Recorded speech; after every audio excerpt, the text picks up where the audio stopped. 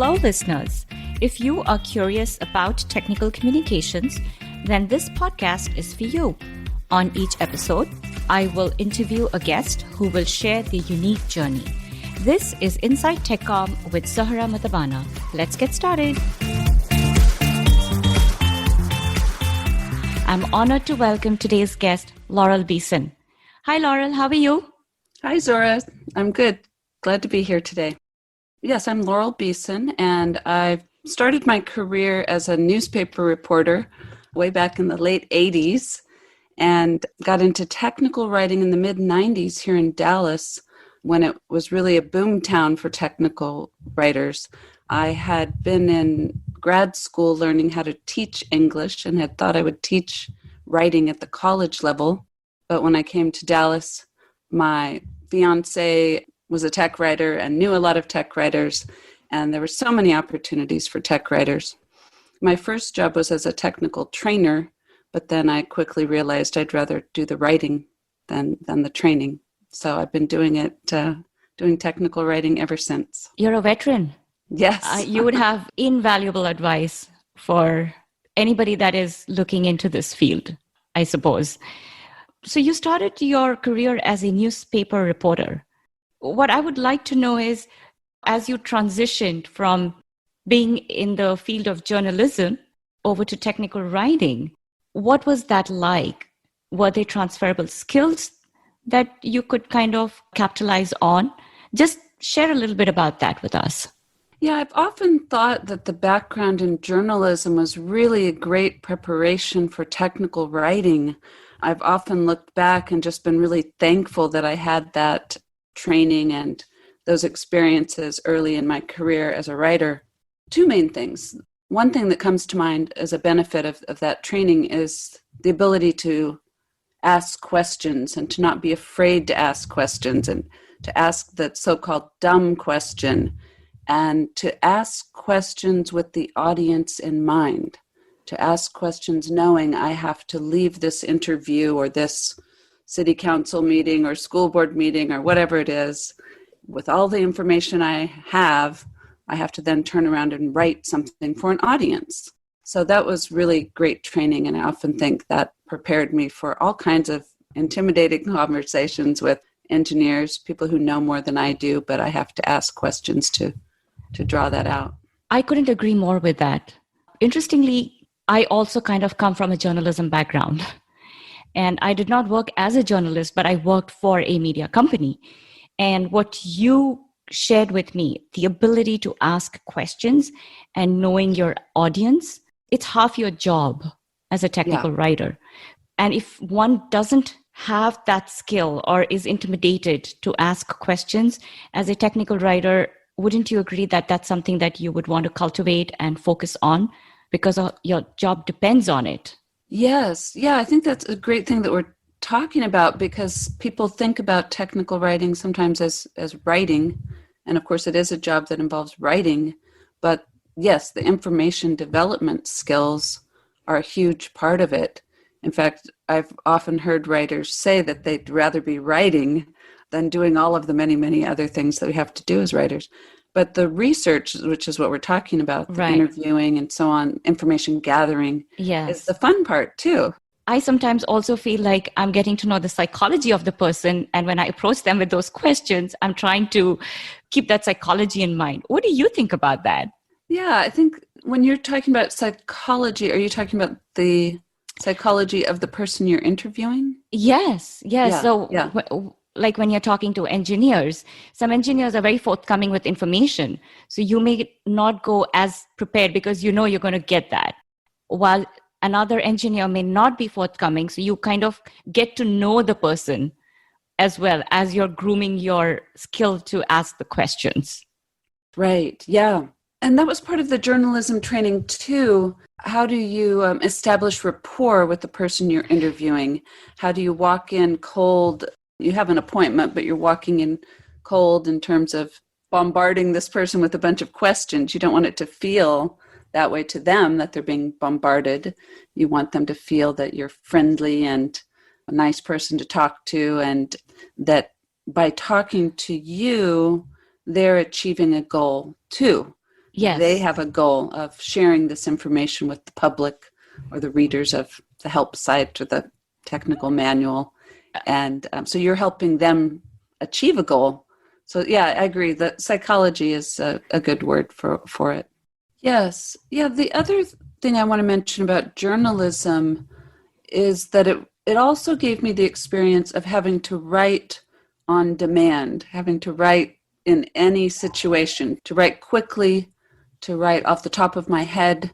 I think when I was in school, when I was in college as an undergrad, I liked to spend a lot of time thinking about what I was going to write and planning what I was going to write and perfecting what I was going to write. Mm-hmm. But in journalism, there's no time. You go to a city council meeting, and on the way, I remember this many times, on the way from the city council meeting to my office, maybe a 10-minute drive, I had to outline the story in my head and think about the key points and then write the minute I got back to my computer. So I'm sharing that because I just think that's so important for technical writers too.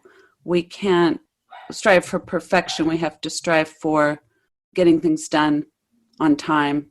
And it's a different approach to writing. That's part of the fun too, working under deadline and trying to make it clear and well structured, Right. but getting it done. I want to New dig people deeper have to. because this is, I think I haven't focused on it as much, writing on demand. Because again, coming back to my process that I kind of try to follow, as a journalist, you are not part of a development life cycle or software development life cycle. So you really have to be thinking on your feet. I want to understand from you when you say writing on demand in the field of technical communications, how does that apply? And how does one, if you do not come from a journalism background, how does one work on that? I do see a parallel that you do. And even if you're working in a process, you're thinking on your feet. You're kind of coming up with an outline of what this content or this article is going to be like. So I do see the parallel. It's a very intriguing, I think, value add. And I want you to share more and kind of the whole thinking process. It really is intriguing me.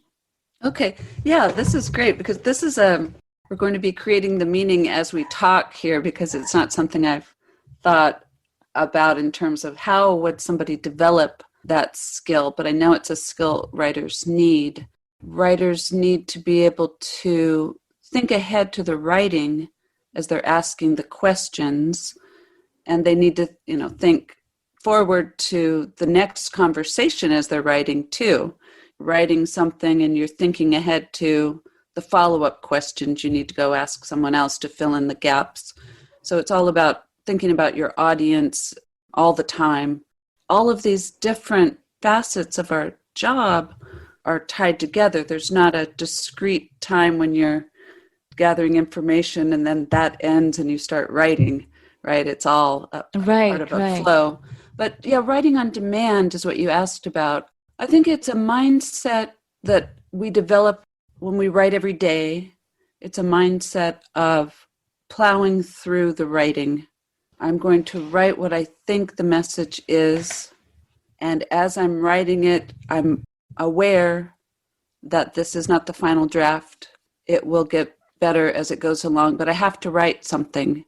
That deadline pressure is always there, especially now. I think when I started working as a technical writer, we were working on waterfall projects and we did have time to write. But now all of us are working in a much faster pace, even if our companies don't use the word agile. We're working at a fast pace. On my job now and in my previous job, we could write something today and click a button to publish it so the public could read it. The users of our help site could read it the same day.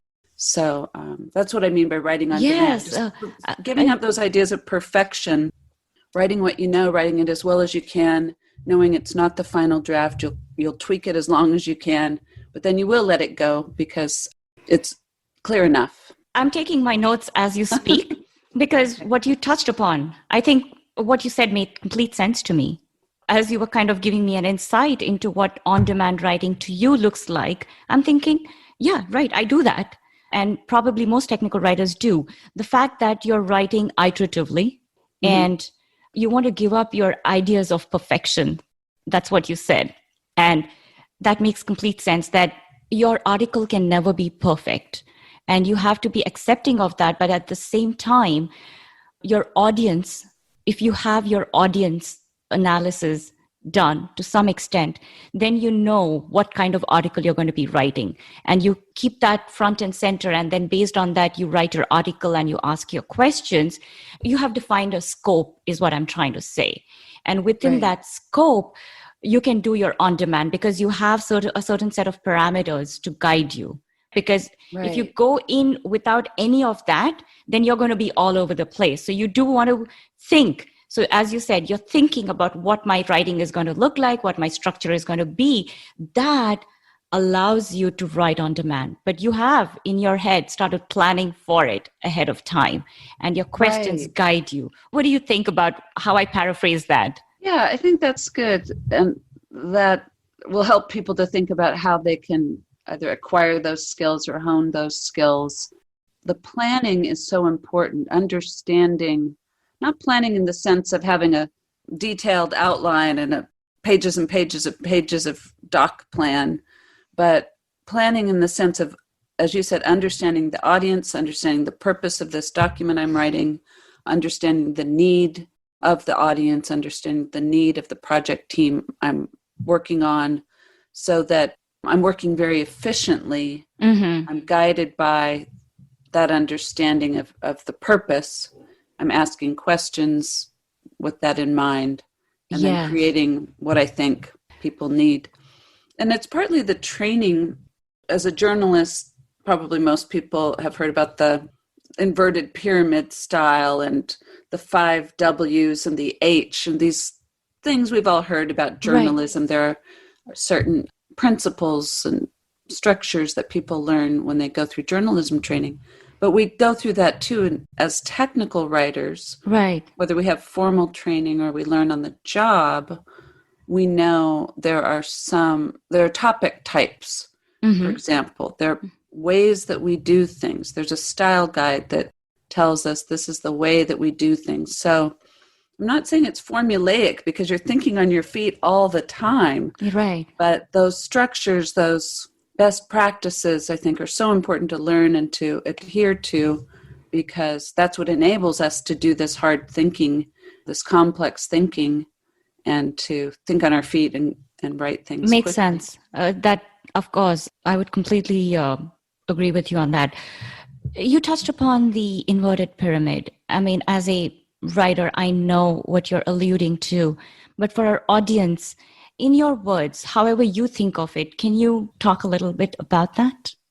Yeah, for journalists, it's one of the first things you learn in journalism school is that if you think about information as a pyramid, with the most important information comes first in the news article, and all of the most important information comes first. And as you continue writing the article, you go down to the nice to know but not necessary to know information, so that if needed, if the article is too long, it could be chopped from the bottom and still retain the essential content. So I was just giving that as an example of something a newspaper reporter learns and uses. I always put the most important information first because the editor might chop my article from the bottom.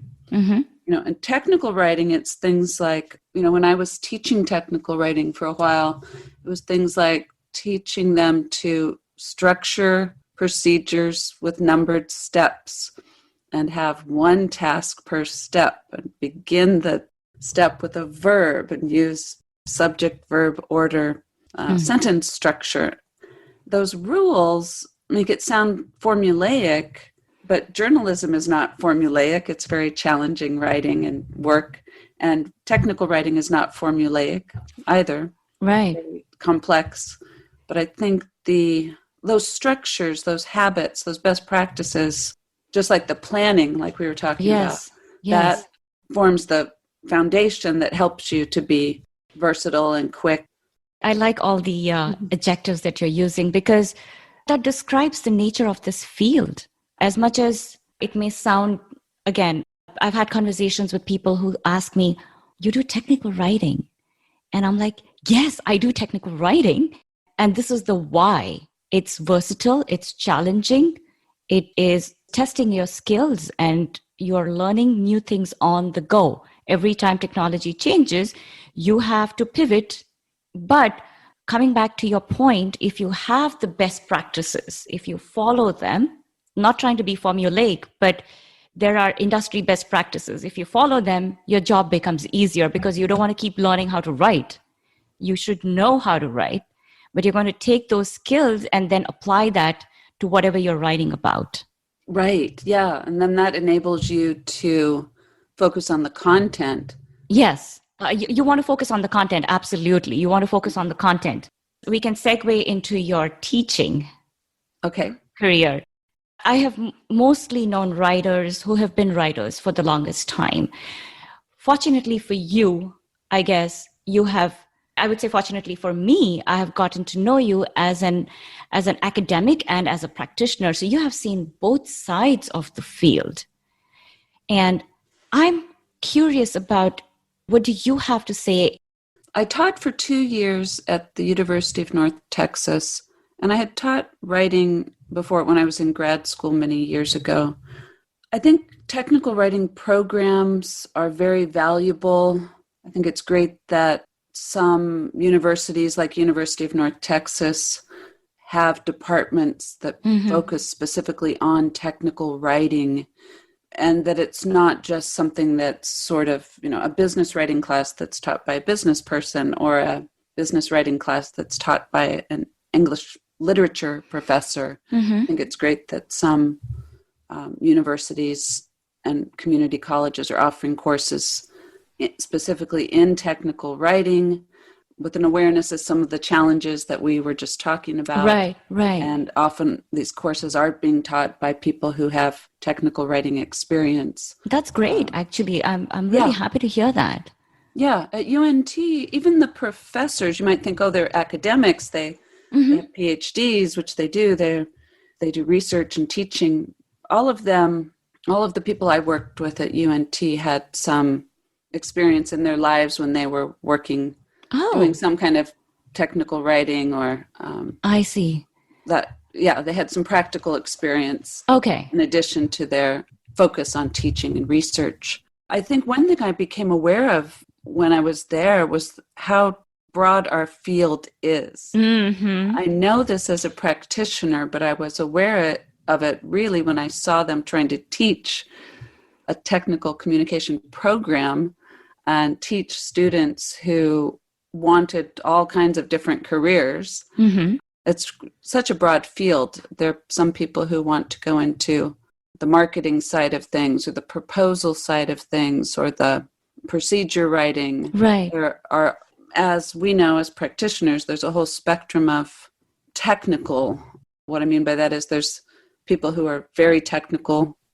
They're engineering majors or biology majors, and they're taking technical writing classes because they know they have to write highly technical documentation in that career. And then there are other people who don't think of themselves as technical, but they like writing and they see this as a career choice. And the professors are coming at that from all different perspectives and trying to teach them about the latest trends in the field and latest trends in communication. So you were saying that it's a very interesting field to be in as a practitioner, and it is. Yeah. I think it's also interesting for the academics because there's so much to the field. Yes. And, let me clarify why I asked this question is I personally feel like there is a disconnect between how, somebody in the field, a practitioner, is practicing and the professors, the academics. If you look at the Bureau of Labor's, the website, the profession is growing by about 7 to 10%. That is the projected growth. And however, there's going to be demand for this field. And we want to make sure that the next generation comes in prepared. And as much as coming in being technically savvy is important, the technology is going to change. But this brings me back to what you started the interview with, learning about the best practices, being able to think on your feet. You also have to focus on the soft skills as you're developing your core skills about writing. You also have to pay attention to communication skills, information gathering skills, because that is what is going to take you forward. But what do you think?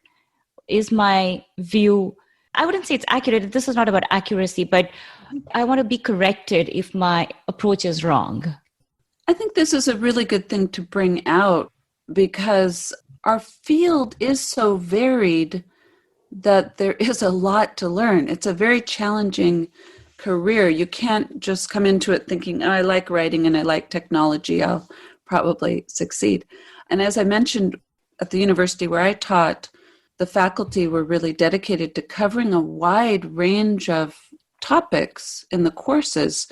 So the students are learning about usability and they're doing a little bit of coding.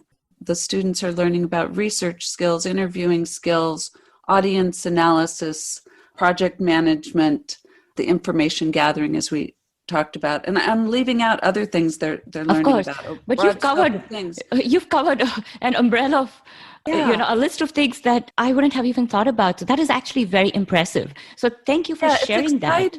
It's exciting to be there and see what they were teaching the students. And I think that all of that equips them well to have the versatility they need, the breadth they need to adapt to whatever gets thrown at them as tech writers. Yes. But back to your point, the reason I'm commenting on that breadth is back to your point.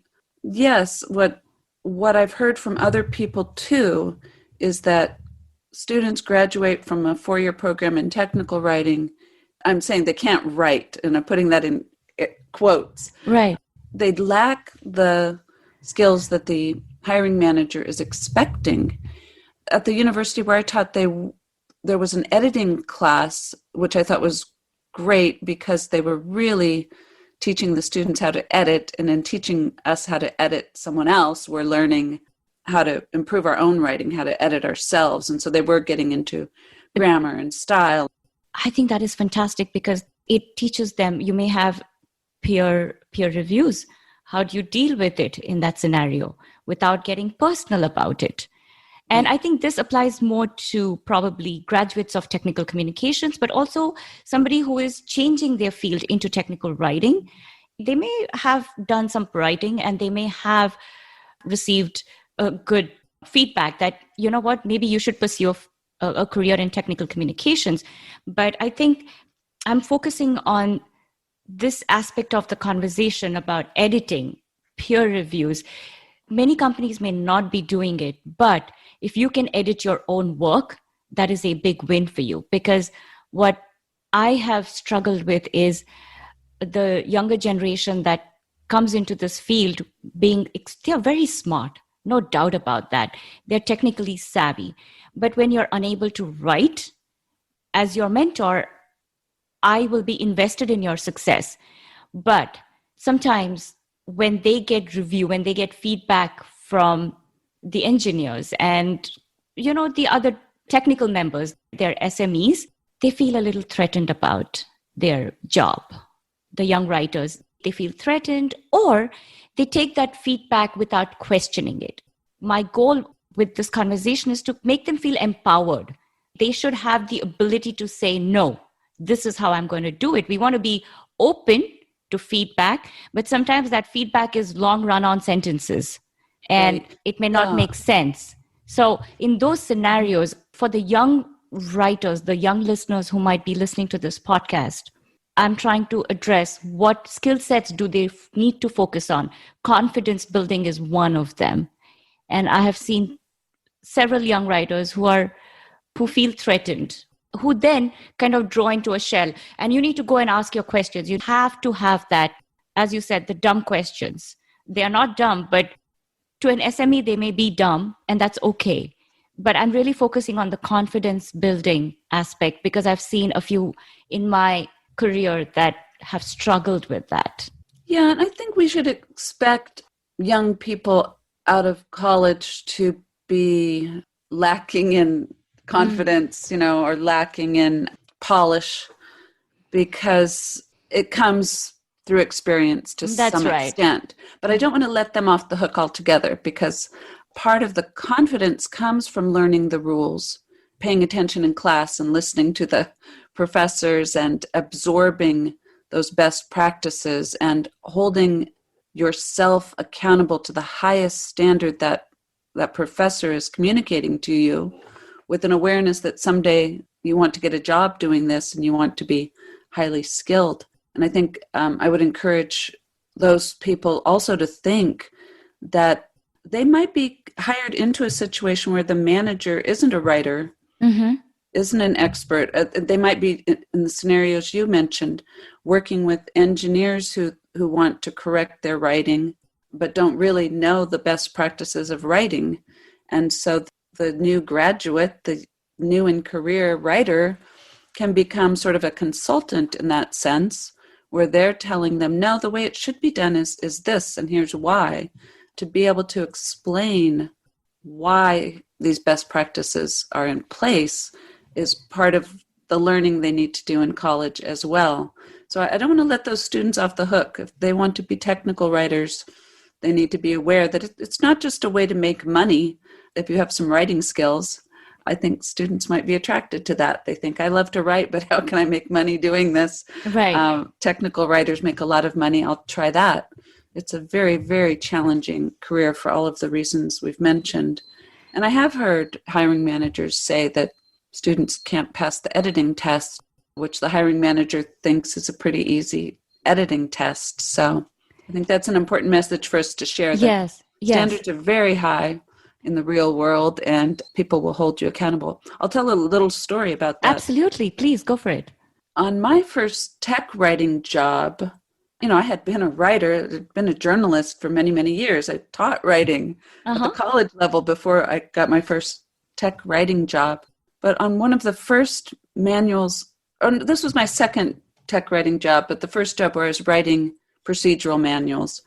And on the first manual that I wrote and updated, I gave it to the developer to review. And I thought he would review the technical aspects. And I was pretty proud of myself because I'd done a lot of work to learn that product and to learn the latest features. And I was working hands-on in the product. I was pretty proud of myself.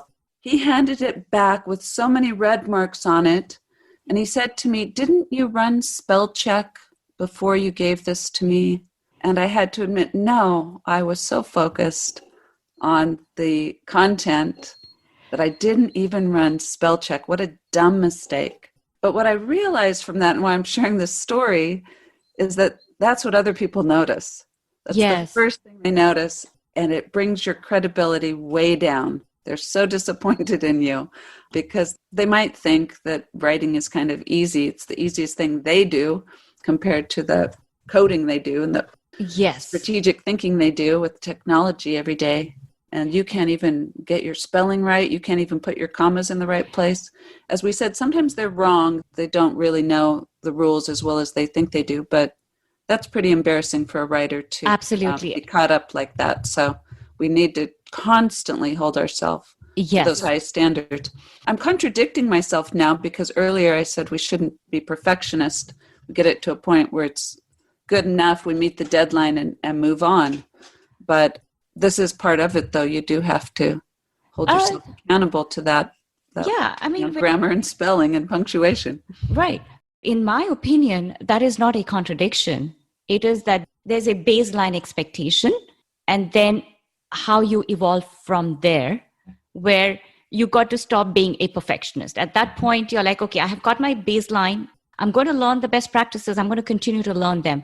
But whatever I have internalized, I need to apply that. And I need to grow with experience as I write. I have learned from my engineers, and sometimes they have given me better sentence structures. And absolutely, we work in tandem. We are not working against each other. Remember, we are all part of the same team. We are all working towards the same goal. But at the same time, as I keep coming back to the baseline expectation of the fact that you should be able to write, you should be able to self-edit is equally important. Yeah, definitely. And the ability to learn, that's really what we've been talking about Yes. in many of these points. I learned to do my spell check. It reminded me, of the importance of that. And I knew, we all know that we should do spell check, but giving that as an example, every bit of feedback you get from anyone is valuable. And we're constantly, adapting to feedback and trying to achieve the highest quality we can. Absolutely. So, yeah, I think that's an important message to give those entry-level writers. You have to be a good writer. You have to hold yourself to very high standards. We're talking about the variety of skills you need and the many challenges we face and the complexity of the work, and that can be intimidating, but it's all learnable. And Right. I think anyone who really likes learning and likes working with technology and likes writing can succeed in this field. And yet it's true that you also have to like serving. You have to like that sense of, I'm here to serve the public. I'm here to serve my readers. I have a mission. I have a responsibility. And sometimes that's the responsibility to speak up. Sometimes that's the responsibility to go back to someone you feel intimidated by and ask the question again, to say, I still don't understand. I'm sorry. Yes. Let's go through it again. Yes. Those are important skills to develop, whether you're in a tech writing program or making a transition, learning to be brave. We all have to learn to be brave. Yes. I've been talking about all these young writers that I mentored, but I'm thinking about my own self. I was there. And if I had a mentor who could tell me that it is okay, everything that you just said, it's all learnable. You have to be brave. It's okay to go ask questions. And I felt so intimidated. And I would literally say, I can't do this. I can't put myself out there. And, you would be surprised. As a technical writer, you would agree that we have to be asking questions. Information gathering is the core skill set. And it took me some time to say, you just have to do this. But that perspective of what I see in the young mentees today, I actually went through it. And through this conversation, I'm realizing I was that someday. And if somebody had told me like what you just shared, it would have helped me. Although I did a master's, I still felt, I guess, insecure, if you will, about my skill set. I just wouldn't speak up. And now I do. And I think that is important to keep in mind, to speak up in a professional way and to hold yourself accountable. And when you do that, the confidence comes in because you're learning constantly. Everything is learnable. Right. And I think people will see that too. You can be assured that if you are learning, people will see that. So you start out asking the dumb questions, but you demonstrate knowledge and you write something that conveys that knowledge very clearly. People will notice that. People Absolutely. will learn that about you. You'll quickly overcome that, that feeling of being the person who knows the least in the room. And I've also had the experience of being, as a tech writer, a person who people would look at and say, wow, you know more than I do about this. Wait a second, this is interesting. As a technical writer, talking to developers or QA analysts, I would find that I knew the product better than they did. They would notice that I knew the product better than they did because I knew the breadth of the product and I knew how that product interacted with other products where they were focused on one feature. Right.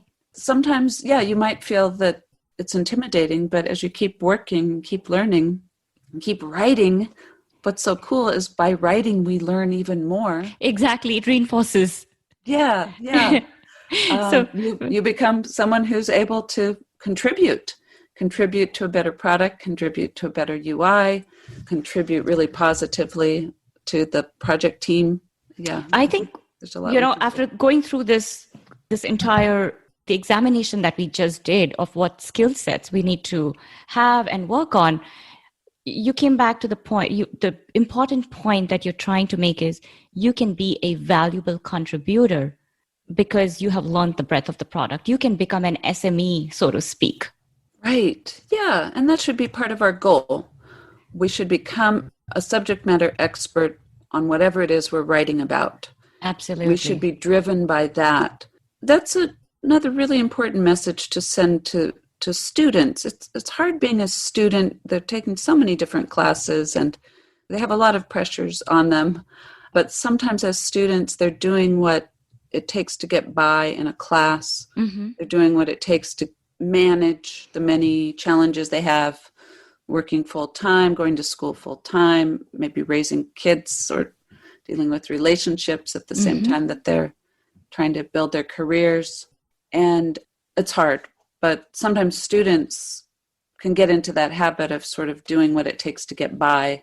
And as a professional, what we're talking about is doing what it takes to excel, doing what it takes to serve the public, doing what it takes to work fast and produce good results, doing what it takes to become a subject matter expert. Yes. It's a lot of work, but I think that drive is part of it. If you see that drive in yourself, that drive to do really good work to help people and contribute, then this is a great career to do that. And people will appreciate that about you. I know that you've also done management. You've managed technical writers. You really done, you've had a pretty impeccable career, I would say, in different roles. And I envy that. But I'm also curious about what would you say about being in a management position? What skill sets would you advise to someone that is going to be a manager or is in that role and is looking to build upon their writing skill set? What do you have to say about that?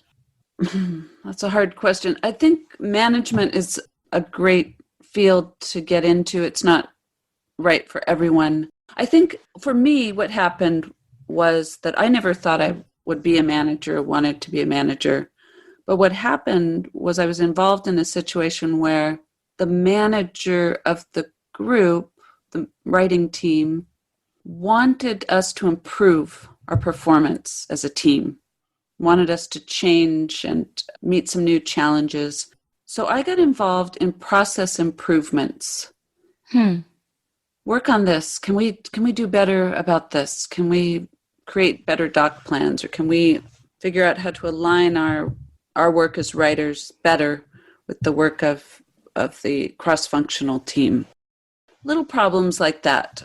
Little projects, maybe not so little projects. Things like we have to start localizing all of our documentation into French so that we can sell this product in Canada. How do we do this efficiently and what has to change?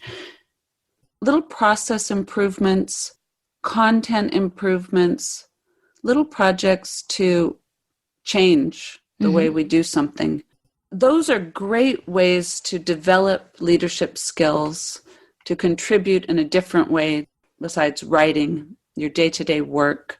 I would encourage people who are interested in leadership to start leading. Just start leading. Look for problems that need to be solved. Don't be the person who sits back and complains. Well, we should figure out a better way to align our tech writing schedule with the QA schedule because we're not working well with that team. Don't be the person who complains. Oh, those QA people never give us the kind of feedback we really need. Don't just sit there and be a person who complains. Think, how can I lead? Hey, what if we sat down as a team with the QA people and talked about this problem? We did this on one team I was on, and we discovered that we were giving them our drafts to review too early in their cycle. They didn't have access to the product really at that point to begin their testing, so they were only giving cosmetic feedback or editorial feedback, which wasn't what the writers wanted. The writers wanted technical feedback. Once we sat down and had that meeting, we solved the problem because we understood the problem and we understood how to align better with them, give them the drafts at the point in their process when they're ready to review. But I think that would be what I'd encourage you to do. If you're interested in leading, Yes. look for a problem to solve and volunteer to form a little tag team, you and one or two other writers, to look, or do it on your own, to look into the problem and come up with the solution and talk to people so that you have research, you have data. Mm-hmm. What I liked about what you just said, trying to be a problem solver, is absolutely essential. And especially if you want to go down the path of leadership, where you kind of step outside of your comfort zone and try to do something that you may not have done. And the success may not be guaranteed, but the fact that you tried and were willing to experiment and take the team with you and try to solve and come up with some solution. Nobody knows if the solution is going to be right or wrong. But that is what I liked, what you focused on, is the fact that just try to be a problem solver and process improvement. And you're trying to improve upon something that is not working. Right. And it could be a content improvement project. It could be process. It could be content. It could be something your group isn't doing now that you think you should do. It could be peer reviews. That was one area where I led, and I didn't even think of it as leading at the time, but I was involved in a group where we weren't doing peer reviews, and I recommended that we start doing them.